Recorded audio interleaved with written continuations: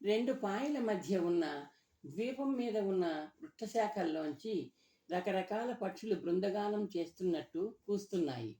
అవి పక్షిజాతులు చేస్తున్న సాయంకాల సంకేత శబ్దాలు. ఆ శబ్దాలు లాలసను మేలుకొలుపులు పాడినట్టు ఉన్నాయి. తన వీపు మీద నీరసంగా వాలిపోయి అలసటతో నిద్రపోయిన లాలస శరీరంలో కదలిక ప్రారంభమైనట్టు గుర్తించాడు నంది. రాకుమారి గారు, అదే లాలస, సురక్షితంగా ఉండే విశ్రాంతి స్థానానికి చేరుకున్నాం. నదీ ప్రవాహం రెండు పాయలుగా చీలి ద్వీపకల్పాన్ని రూపొందించింది. రాత్రికి ఇక్కడే విశ్రాంతి తీసుకుందాం లే. నంది లాలసను హెచ్చరిస్తూ చేతులకి అందిన రాతిని పట్టుకుని ద్వీపం అంచు మీదికి ప్రాకసాగాడు. తమకు స్వాగతం చెబుతున్న నునుపుగా ఉన్న బండరాతి మీదకు అతను చేరేసరికి లాలస నెమ్మదిగా అతని వీపు మీద నుంచి కిందకు జారింది. నంది వెంటనే బండరాతి మీద వెల్లకిలా తిరిగి ఒళ్ళు విరుచుకున్నాడు. లాలస దగ్గరగా కూర్చుంది. మోకాళ్ల మీద గెడ్డాన్ని ఆంచుకుని చేతుల్ని మోకాళ్ల చుట్టూ అల్లుకొని అతని వైపు నిదానించి చూసింది. ఆమె కళ్ళలో కృతజ్ఞత, జాలి కలిసి ప్రత్యక్షమయ్యాయి. మిమ్మల్ని కష్టపెడుతున్నాను. ఎద్దు మీద మొద్దులాగా నిద్రపోయాను. లాలస కంఠంలో సిగ్గు కంపించింది. నంది చిరునవ్వు నవ్వాడు. మిమ్మల్ని అనకూడదుగా. లాలస తన పొరపాటును తెలుసుకుని నాలుక కరుచుకుంది. అదే నిన్ను అంది దిద్దుకుంటూ. ఎద్దుతో పోల్చినందుకు ధన్యవాదాలు, నంది నవ్వుతూ అన్నాడు. కష్టంలో ఉన్న నిస్సహాయులకు సహాయం చేయడం కష్టం కాదు, అదృష్టం. పైగా నా పేరు ఎద్దు పేరే. నువ్వు తారస వెళ్ళడం నా అదృష్టం, లాలస అంది పొడుగాటి శిరావజాల నుండి జారుతున్న నీటిని పిండుకుంటూ. నంది పైకి లేచాడు. పూర్తిగా చీకట్లు కమ్ముకోకముందే పరిసరాలను పరిశీలించాలి. తమకు కుడి ఎడమల వెనక ఉన్న చెట్లను పొదలను చూస్తూ వాటి వైపు వెళ్ళాడు. అతను పొదల మాటకు వెళ్ళగానే లాలస లేచి నిలుచుంది. కుచ్చెళ్లను పైటను మెలిపెడుతూ పిండుకుంది. దాంతో తడిసి ముద్దైన వస్త్రాల బరువు కొంత తగ్గింది. కాసేపట్లో నంది తిరిగి వచ్చాడు. ప్రదేశం సురక్షితం, పాముల భయం లేదు అన్నాడు లాలస ఎదురుగా కూర్చుంటూ. అతని చేతిలో వెడల్పాటి ఆకులున్నాయి. ఎలా తెలుసు అని. పుట్టల్లో ఉంటాయిగా, లాలస భయంగా ప్రశ్నించింది. ఈ పొదల్లో సర్పశత్రువులు సంచరిస్తున్నాయి. సర్పాలు ఉండవు. సర్పశత్రువులా? ముంగిసలు. నంది చిరునవ్వు నవ్వాడు. ముంగిసలు, నెమళ్ళు సంచరించే చోట సర్పసంచారం ఉండదు. ముంగిస కుటుంబాలు చాలానే ఉన్నాయి. లాలస తేలికగా ధైర్యంగా నిట్టూర్చింది. ఇక నిర్భయంగా నిద్రపోతాను. ఆకలిగా ఉంది, అలసటగా ఉంది. విందు ఆరగించి విశ్రాంతి తీసుకుందాం అంటూ ముందు జాగ్రత్తతో తన తల మీద కట్టి ఉంచుకున్న మూటను విప్పాడు. రొట్టెలు తడిసిపోయి ఉన్నాయి. జలపాతం వలన కావచ్చు. తడిసినా తప్పదు, ఆకలి తీర్చుకోవాల్సిందే. నంది రొట్టెలను ఇద్దరి ముందు ఆకుల మీద సర్దాడు. ముఖం మీద వెచ్చగా తగులుతున్న సూర్యకిరణాలు నందిని మేలుకొలిపాయి. రెండు అరచేతులతో కళ్ళను రుద్దుకుంటూ లేచి కూర్చున్నాడు. ఒళ్ళు తెలియని నిద్ర అలసటను నూతనోత్సాహంగా మార్చింది. ఒకసారి సూర్యుడికి నమస్కరించి తల తిప్పి చూశాడు. పడుకున్న చోట లాలస లేదు. రాత్రి తనకు 5-6 అడుగుల దూరంలో పడుకుందామే. ఆకాశంలో మినుకు మినుకుమంటున్న చుక్కలను చూస్తూ తాను చాలాసేపు మేలుకునే ఉన్నాడు. అనుకున్నంత త్వరగా తనకు నిద్ర పట్టలేదు. అపరిచిత ప్రదేశం కారణం కావచ్చు. కాసేపట్లో లాలస ప్రారంభించిన సన్నటి గురక తనకు జోలపాటలాగా వినిపించసాగింది. తెలియకుండానే నిద్రలోకి జారుకున్నాడు తను. లాలస దంతధావనానికో స్నానానికో వెళ్ళి ఉంటుంది. నంది పైకి లేచాడు. శిలాద్వీపాన్ని తాకుతూ రెండుగా విడిపోతూ ప్రదక్షిణగా ప్రవహించిపోతున్న నీళ్ల వైపు నడిచాడు. స్నానం అవసరం లేదు. ఇవాళ కూడా చేపలాగా జలయానమే తనది. నిమిషాలు గడుస్తున్నాయి. సూర్యకిరణాలు చురుక్కుమంటున్నాయి. లాలస ఇంకా తిరిగి రాలేదు. నందిలో ఆందోళన ప్రారంభమైంది. ఒకవేళ ఆమె కాలు జారి నదిలో పడి. నంది ఒక నిర్ణయానికి వచ్చి పొదల దగ్గరగా వెళ్ళాడు. రెండు చేతుల్ని నోటికి రెండు వైపులా అర్ధచంద్రాకారంలో ఉంచుకున్నాడు. లాలస, నంది గొంతెత్తి పిలిచాడు. లాలస సమాధానం కోసం మౌనంగా ఎదురు చూసిన అతనికి ప్రవాహం చేస్తున్న గలగల ధ్వనులే వినిపించాయి. నంది పొదల్ని తప్పుకుంటూ లాలసను పిలుస్తూ ఉండిపోయాడు. పక్షుల కిలకిలలు, నీళ్ల గలగళ్ళు అతనికి సమాధానంగా మారు పలుకుతున్నాయి. నంది గుండె దడదడ కొట్టుకుంది. తన నిద్ర లేపకుండా ఆమె నీళ్ల అంచుకు ఎందుకు వెళ్ళాలి? లాలస ఏకాంతంగా ఉందేమో, స్నానం చేస్తూ ఉందేమో అన్న అనుమానాలను పక్కకి నెట్టివేస్తూ నంది అన్ని వైపులా ఆమె కోసం చూస్తూ పిలుస్తూ ఉండిపోయాడు. సమయం భయాందోళనలను కలిగిస్తూ సాగిపోతూనే ఉంది. లాలస కనిపించలేదు. ఆమె కంఠధ్వని వినిపించలేదు. ముఖాన్ని కమ్ముకున్న చెమటల్ని 2 చేతులతో తుడుచుకుంటూ నంది నీరసంగా ఒక రాతి మీద కూర్చున్నాడు. లాలస ఏమైంది? లాలసకు ఏమైంది? తను ఏం చేయాలి? తను నిద్రపోకుండా మెలకువగా ఆమెకు రక్షగా ఉండాల్సింది. నిద్రపోయి తన బాధ్యతను విస్మరించాడా? రకరకాల ప్రశ్నలు నంది మస్తిష్కంలో మెరుగులా క్రిక్కిరిసిన చేప పిల్లల్లా గెంతులేస్తూ అలజడి సృష్టిస్తున్నాయి. ఉన్నట్టుండి రకరకాల పక్షులు విభిన్న స్వరాలతో చేస్తున్న శబ్దాలు మేళవింపు లేని బృందగానములా అతని చెవుల్ని తాకాయి. ఆ శబ్దాలలో మార్దవం లేదు, ఆతృత ఉంది, ఆవేశం ఉంది. కనిపించని లాలసకు వినిపిస్తున్న విహంగ శబ్ద విన్యాసానికి ఏదైనా సంబంధం ఉందా? నంది అసంకల్పితంగా లేచాడు. శబ్దాలు వినవస్తున్న దిశగా పరుగు ప్రారంభించాడు. చెట్ల గోదల మధ్య, దట్టంగా ఉన్న పొదల మధ్య నంది గాలిలా దూసుకెళ్తున్నాడు. బాగా కిందికి వాలిన వృక్షశాఖలు, ముళ్ళ పొదలు, అడ్డదిడ్డంగా ఉన్న రాళ్ళు నంది వేగాన్ని నియంత్రిస్తూ అతన్ని ఆపడానికి వ్యర్థ ప్రయత్నం చేస్తున్నాయి. చేతుల మీద, కాళ్ల మీద చర్మాన్ని చీరుతూ పిచ్చి రక్తక్షరాలు లిఖిస్తున్న ముళ్ళ పొదల్ని ఏమాత్రం పట్టించుకోకుండా నంది ఎవరినో వెంటాడుతున్న వాడిలా ముందుకు పరిగెడుతున్నాడు. శృతి లయ లేని పక్షుల అరుపులు క్రమంగా దగ్గరవుతున్నట్టు శబ్దం తెలియజేస్తోంది. నంది ఎదురుగా ఉన్న చెట్టు బోధను ఢీకొన్నట్టు తటాలను ఆగి తన ముందు సాక్షాత్కరించిన దృశ్యాన్ని నిర్ఘాంతపోతూ చూశాడు. కొన్ని వందల పక్షులు 5 అడుగులు ఎత్తున్న పొద మీద కింద నుండి పైదాకా వాలినట్టు గందరగోళంగా అరుస్తున్నాయి. చిలుకలు, పావురాలు, గోరువంకలు, పిచ్చుకలు, పొట్టితోకల పిట్టలు, పొడవుతోకల పక్షులు, తాను ఇంతవరకు చూడని పేర్లు తెలియని అడవి పక్షులు ఎన్నో రంగులలో, ఎన్నో పరిమాణాలలో పొద కనిపించకుండా ఆవరించి గోలగా అరుస్తున్నాయి. చాలా పక్షులు రెక్కల్ని టపటపలాడిస్తూ కిందికి పడిపోకుండా తమను ఆపుకుంటున్నాయి. పొదను అంటిపెట్టుకొని ఉండడానికి ప్రయత్నిస్తున్నాయి. నంది కళ్ళు చించుకుంటూ చూస్తున్నాడు. అది పొద కాదు, చెట్టు కాదు, నిలువెత్తు శిల కాదు. అది లాలస. పక్షుల సజీవ కవచంలో దాగి ఉన్నది లాలస. అది కొద్దిగా బయటపడి గాలికి ఎగురుతున్న పైట కొంగు చెప్తోంది.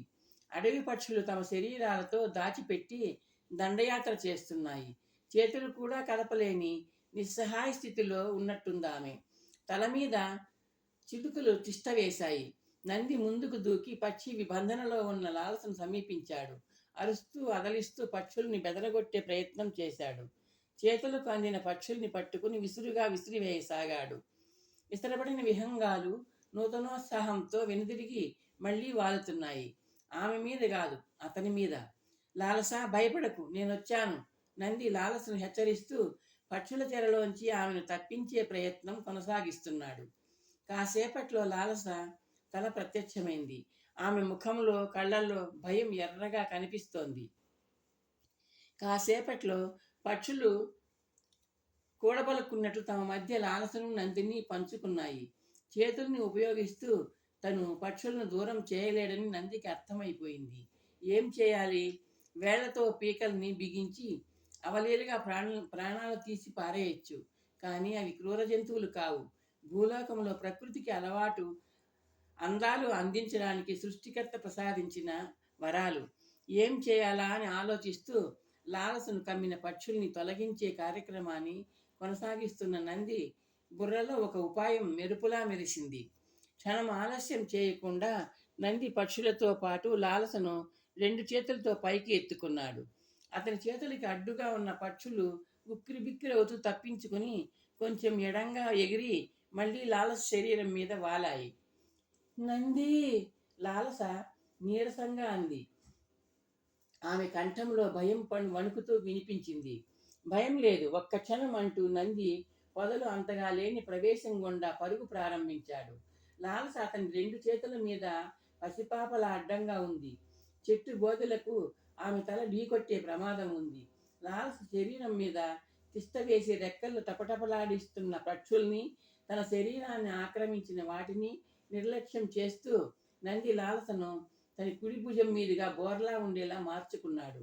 ఏటవాలుగా మారిన ప్రదేశం మీద నడకను పరుగులా మార్చాడు. చెవుల్ని పగలేస్తున్న పక్షుల అరుపుల్ని పట్టించుకునే స్థితిలో లేడతను. తన ఊహ నిజమైతే కాసేపట్లో అనుకున్న చోటికి, తనకు లాలసకు పక్షుల నుండి రక్షణ ఇచ్చే చోటికి చేరుకోగలడు తను. నంది ఊహ నిజమైంది. అనుకున్న దానికన్నా ముందుగా నీటి అంచుకు చేరుకోగలిగాడు నంది. లాలస, నదిలోకి దిగుతున్నా, జాగ్రత్త అంటూ ఆమె సమాధానం కోసం ఎదురు చూడకుండా ప్రవాహంలోకి దిగేశాడు. మరుక్షణం అతని శరీరం, లాలస శరీరం నీళ్లలో మునిగిపోయాయి. నీళ్లు తగలగానే పక్షుల రెక్కలకు బుద్ధి చెప్తాయని, తమ శరీరాన్ని వదిలేసి గాలిలోకి ఎగురుతాయని నందికి తెలుసు. కొంచెం దూరం నీళ్ల లోపల ముందుకు వెళ్ళిపోయి నంది పైకి లేచాడు. భుజం మీదున్న లాలస ఉక్కిరి బిక్కిరవుతూ శ్వాసక్రియ జరుపుతోంది. నంది వెనుదిరిగి చూశాడు. తను లాలస నీళ్లలో మునిగిన ప్రాంతంలో 10-15 అడుగుల దూరంలో రంగుల రంగుల పక్షుల గాలిలో ఎగురుతున్నాయి. నంది లాలసను అవలీలగా తన వీపు మీదికి మార్చుకున్నాడు. ఇంక భయం లేదు. నది మనల్ని వేగంగా దూరంగా తీసుకెళ్తుంది. ముందుకు సాగుతూ అన్నాడు నంది. అవి అవి మళ్ళీ వస్తే? లాలస ప్రశ్న వణుకుతూ నంది చెవిలో దూరింది. రాణి, మనకు జలకవచం ఉందిగా. నంది చిన్నగా నవ్వాడు. మునుగుతూ తేలుతూ ముందుకు వెళ్ళిపోదాం. నదీ ప్రవాహం వాళ్ళిద్దరినీ పక్షుల బృందగానానికి దూరంగా తీసుకెళ్తోంది. కాసేపు వాళ్లను అనుసరిస్తూ ఎగురుతూ వచ్చిన పక్షులు తన ప్రయత్నాన్ని విరమించుకున్నాయి. నదీ తీరంలో పచ్చిక దుప్పటి మీద విశ్రాంతిగా కూర్చున్నారు లాలస, నంది. అప్పటిదాకా ఎత్తుగా ఉన్న కొండల మధ్య పరవళ్లు తొక్కిన నది సమతల ప్రదేశంలోకి ప్రవేశించి నెమ్మదిగా ప్రయాణం సాగిస్తోంది. తడిసిన వస్త్రాలతో నీరెండలో కూర్చున్న లాలసను పరిశీలనగా చూశాడు నంది. ఆమె ముంజేతుల మీద పక్షుల కాలిగోళ్లు చేసిన గీరలు కనిపిస్తున్నాయి. అయితే ఆమె ముఖం మీద గీరలు కానీ ఘాట్లు కానీ లేవు. విచిత్రం. లాలస, పక్షులు ఎందుకు నిన్ను చుట్టుముట్టాయి? ఏం జరిగింది? కాసేపు విశ్రాంతి తీసుకున్నాక అడిగాడు నంది. లాలస శరీరం ఒక్కసారిగా జలధరించింది. గుర్తొస్తే భయమేస్తోంది. లాలస నెమ్మదిగా అంది. నంది అర్థం చేసుకున్నట్లు తలాడించాడు. నిద్ర లేచి నదిలో నీళ్లు రాళ్ల మధ్య నిలకడగా ఉన్న చోట స్నానం చేశాను.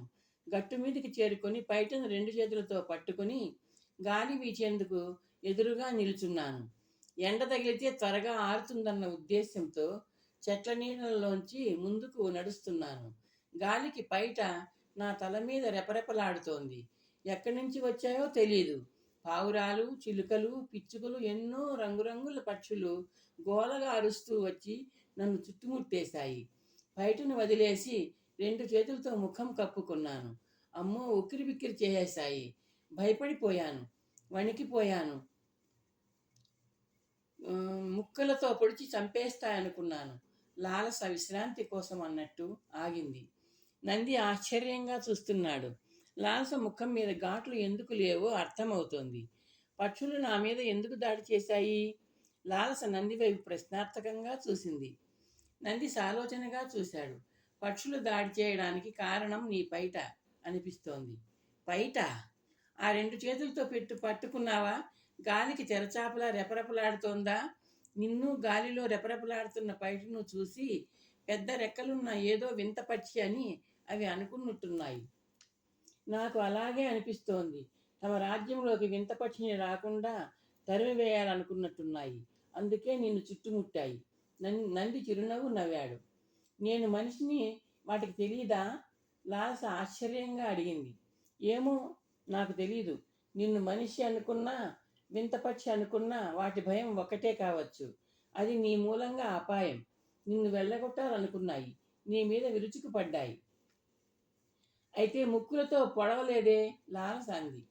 ఆపకుండా అరుస్తున్నాయిగా, పొడవడానికి రక్కడానికి ముక్కులకు తీరిక లేదుగా నంది అన్నాడు. చచ్చిపోతానేమో అని భయపడిపోయాను. చిలుకలు పావురాలు మనుషులతో మచ్చికగా ఉంటాయనుకున్నాను. అవి అడవి పావురాలు, అడవి చిలుకలు. జనావాసాల్లోకి వస్తే మనతో కలిసిపోతాయేమో. కారణం తెలియకపోయినా అదొక అనుభవం. నంది పైకి లేస్తూ అన్నాడు. ఏవైనా పళ్ళు కాయలు దొరుకుతాయేమో చూస్తాను. లాలస కంగారుగా లేచింది. నేను వస్తాను. ఒంటరిగా ఉండాలంటే భయమేస్తోంది. సరే నంది నదీ తీరంలో ఉన్న చెట్ల వైపు దారితీస్తూ అన్నాడు.